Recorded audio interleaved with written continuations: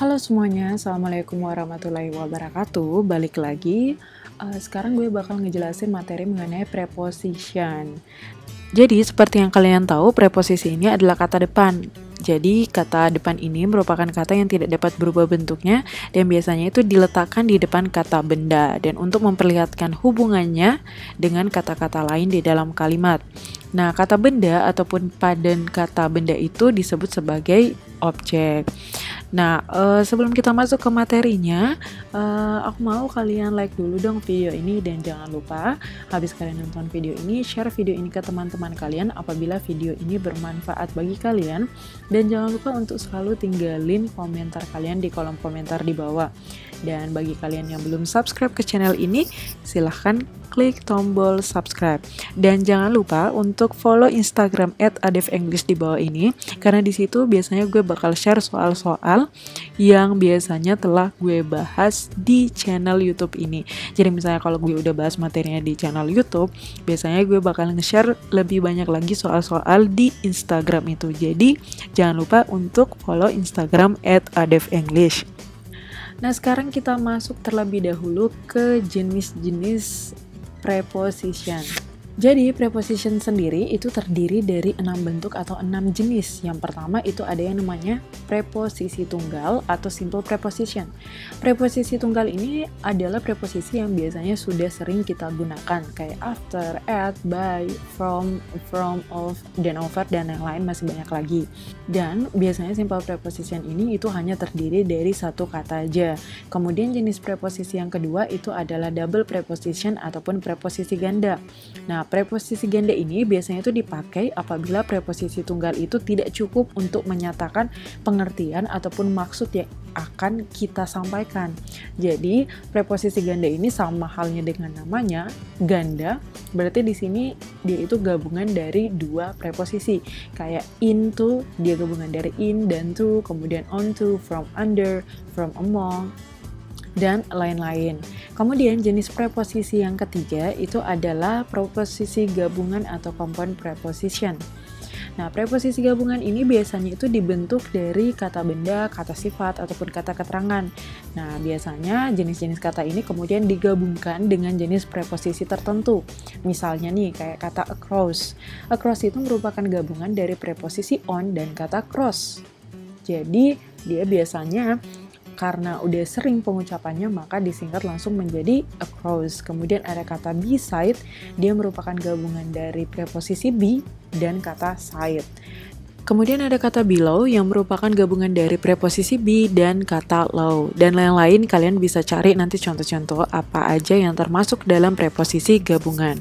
Kemudian jenis preposisi yang keempat adalah participle preposition atau preposisi participle. Namanya aja participle. Jadi biasanya preposisi ini tuh diakhiri dengan akhiran ed ataupun ing kayak pending, during, except, dan lain-lain. Kemudian jenis preposisi yang kelima adalah preposisi frase atau phrase preposition. Nah, preposisi ini biasanya itu terdiri dari dua kata atau lebih. Nah, ini contohnya kayak because of, by means of. By means of ini terdiri dari tiga kata, by reason of, dan lain-lain. Kemudian jenis preposisi yang terakhir adalah disguised preposition atau preposisi tersembunyi. Kenapa dinamakan dengan preposisi tersembunyi? Karena biasanya di dalam katanya ini tersembunyi sebuah preposisi yang telah disingkat karena udah kebiasaan oleh para native speaker dalam pengucapannya. Kayak o'clock ini itu merupakan gabungan dari preposisi of dan kata clock. Tetapi karena udah sering mungkin pengucapannya jadi disingkat aja menjadi o'clock. Dan a hunting itu berasal dari kata and dan hunting. Tetapi dalam penulisan dan pengucapan biasanya hanya disebutkan a hunting. Jadi preposisi tersembunyi itu adalah preposisi yang udah nggak nampak lagi. Jadi kayak dia itu udah melebur ke dalam suatu kata yang kita pikir itu merupakan kata asli atau kata awalnya. Padahal sebenarnya ada preposisi di dalamnya. Nah, dalam video kali ini gue gak bakal ngebahas ke semua preposisi ini ya, karena kalian tahu sendiri itu sangat-sangat banyak. Nah, dalam video kali ini gue hanya akan membahas tentang penggunaan at, on, dan in.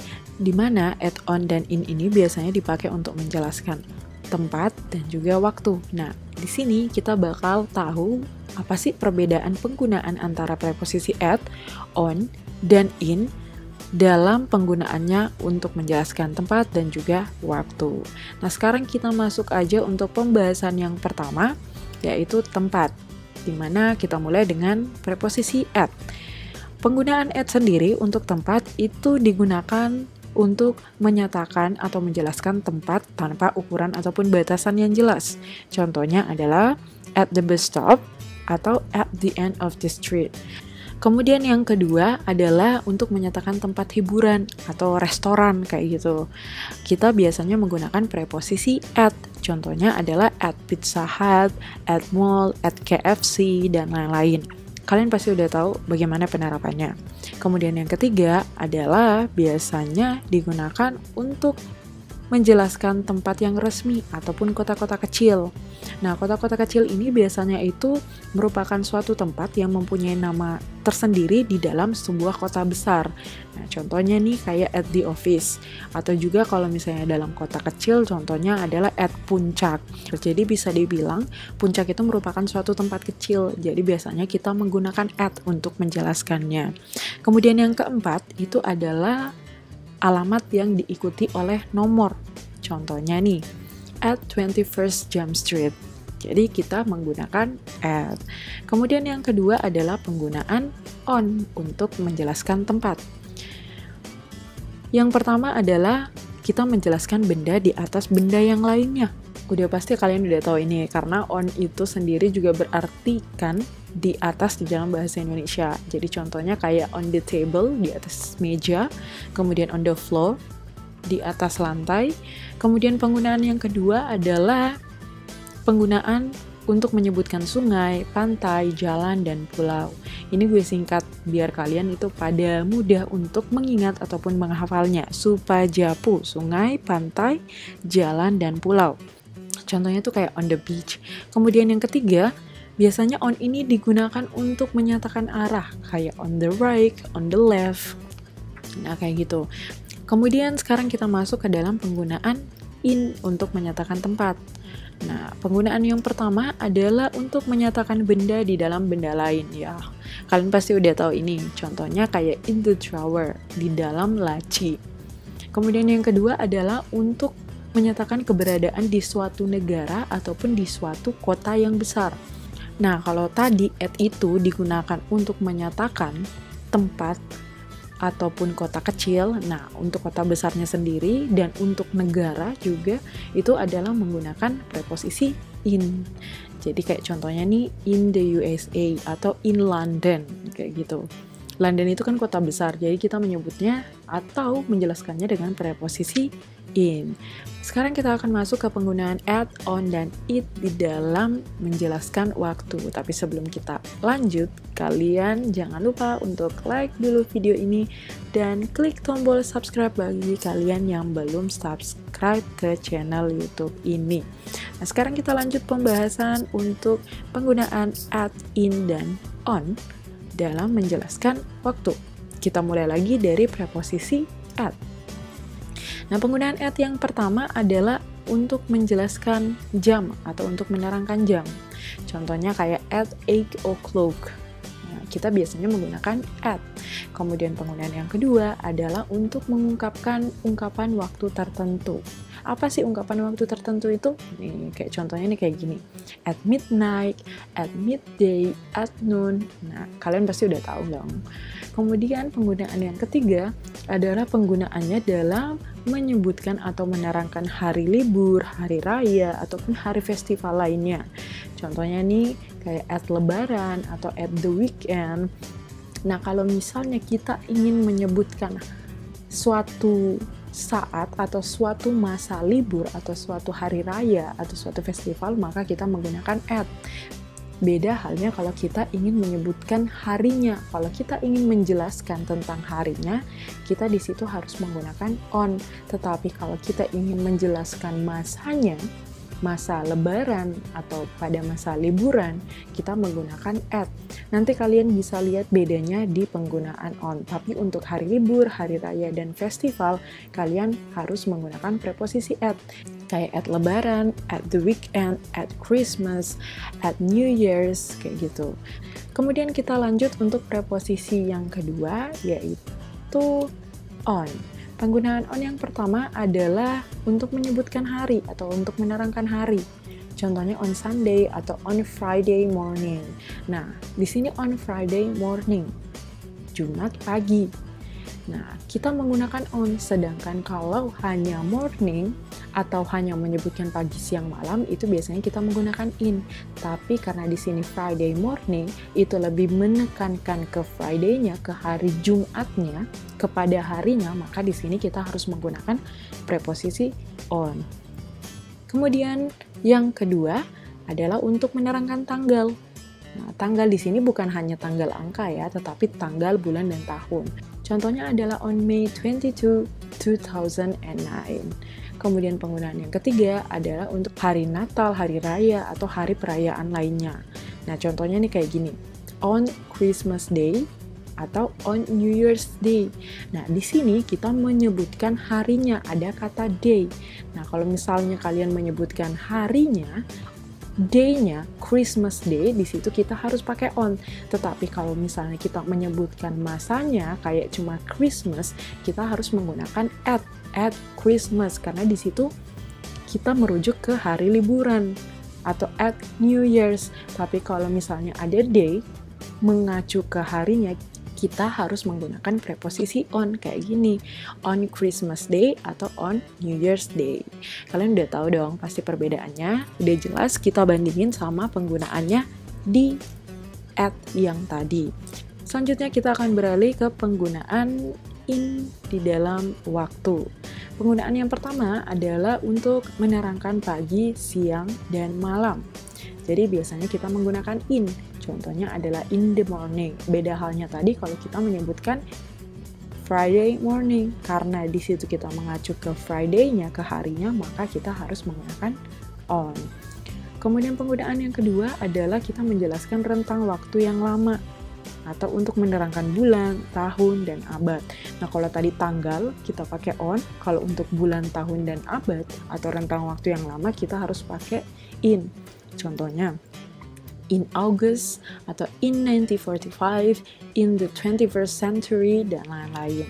Kemudian penggunaan yang ketiga adalah untuk menjelaskan periode atau selang waktu. Nah, contohnya itu kayak in a few minutes, itu ada periode waktunya, ada selang waktunya. Nah, disitulah kita harus menggunakan preposisi in. Kemudian penggunaan yang keempat adalah untuk menerangkan musim. Nah, kayak in summer, in autumn, in winter, kita menggunakan preposisi in. Nah, sekarang kita akan masuk ke contoh soalnya. Nah, ini adalah contoh soal yang pertama. Nah, contoh soal yang bakal gue ambil di sini itu sebagian ada yang gue buat atau ada yang gue ambil dari buku, dan ada beberapa juga yang gue ambil dari internet di website, kalau nggak salah di www.kelasbahasainggris.com. Nah, sekarang kita langsung aja jawab soal yang pertama ini. I was born bla bla bla 6 of October 1995. Nah, kira-kira jawabannya apa nih? Nah, tadi yang menjelaskan atau menerangkan tanggal. Nah, tanggal di situ bukan hanya tanggal angkanya, tetapi tanggal, bulan, dan tahun kita harus menggunakan preposisi on. Ya, bener banget, jawabannya adalah bravo. Soal selanjutnya, my mother gave me new bag bla bla bla my birthday. Nah, kira-kira apa nih? My birthday. Nah, di sini mengacu ke harinya, my birthday. Kalau kita mengacu ke hari raya atau hari perayaan, di mana kita mengacu ke harinya bukan ke masanya, kita harus menggunakan preposisi on. Benar nggak? Kayak tadi on Christmas Day, on New Year's Day, kita harus menggunakan preposisi on karena dia itu mengacu ke harinya, bukan ke masanya. Kemudian contoh soal yang ketiga, she came to my cottage bla bla bla last night. Kira-kira jawabannya apa? At, on, in, atau non? Kalau non berarti kita sama sekali tidak usah meletakkan preposisi di dalam kalimat ini. Jawaban yang paling tepat, kita tidak usah menggunakan preposisi karena kata last di sini sudah menerangkan kata naik, jadi tidak diperlukan lagi preposisi. Jadi jawaban yang paling tepat adalah delta. Contoh selanjutnya, when could I meet Mr. George? Bla bla bla 9 AM. Ini gampang banget.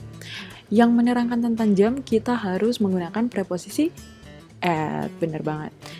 Contoh selanjutnya, we will go shopping bla bla bla this evening. Nah, sama halnya dengan soal sebelumnya, karena di sini udah ada penjelas this untuk menerangkan evening, maka kita tidak usah menggunakan preposisi. Jadi jawabannya adalah delta. Kita tidak usah atau tidak memerlukan menggunakan preposisi lagi. Kemudian contoh soal berikutnya, I will marry you bla bla bla the future. Kira-kira preposisi apa nih yang tepat? Atau kita nggak perlu pakai preposisi nih? Nah, the future itu merupakan selang waktu, itu merupakan periode waktu di masa depan. Masa depan berarti itu adalah periode waktu, selang waktu. Nah, tadi kalau untuk menyatakan tentang periode waktu atau selang waktu, kita menggunakan in, bener kan? In a few minutes, in a couple of minutes. Nah, kita menggunakan in untuk menjelaskan selang waktu atau periode waktu. Contoh soal berikutnya, let's meet bla bla bla dinner time. Nah, dinner time, waktu makan malam, itu adalah saat waktu tertentu.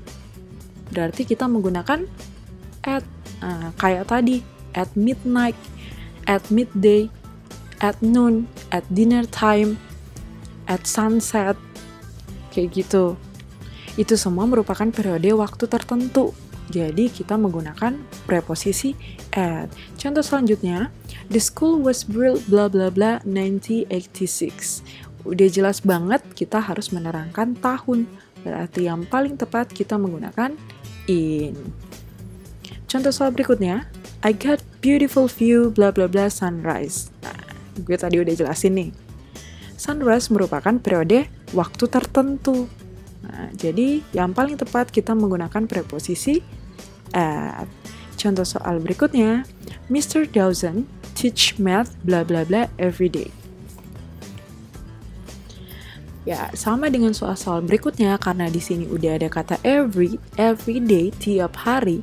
Untuk menjelaskan kata hari di sini, maka kita tidak usah menggunakan preposisi. Jadi Mr. Dawson teach math every day. Tanpa preposisi pun kalimat ini itu udah jelas. Soal yang terakhir, he will continue his study in UK bla bla bla next semester. Kira-kira jawabannya apa nih? Yap, karena di sini udah ada kata next dan next itu merupakan penjelas dari kata semester, maka kita tidak usah menggunakan preposisi. Jadi jawabannya adalah delta. Karena next semester itu udah jelas, udah diterangkan dengan kata next. Kata semester itu udah diterangkan dengan kata next, makanya kita tidak usah menggunakan preposisi lagi. Jadi kalimatnya pun udah bisa dimengerti dengan tanpa preposisi. Jadi kalimatnya he will continue his study in UK next semester. Nah, itu aja pembahasan mengenai preposisi pada kali ini. Gue harap kalian bisa mengerti dan memperoleh informasi dan ilmu yang bermanfaat dari pembahasan materi kita tadi dan juga contoh-contoh soal di sini. Dan jangan lupa kalian untuk like video ini dan share video ini ke teman-teman kalian. Dan jangan lupa juga untuk ninggalin komentar kalian di kolom komentar di bawah. Dan bagi kalian yang belum subscribe, klik tombol subscribe. Dan jangan lupa untuk follow Instagram @adefenglish untuk mendapatkan contoh-contoh soal di mana materinya yang udah pernah gue bahas di YouTube channel ini. Dan akhir kata, gue ngucapin terima kasih karena udah nyimak video gue. Sampai jumpa di video selanjutnya. Wassalamualaikum warahmatullahi wabarakatuh.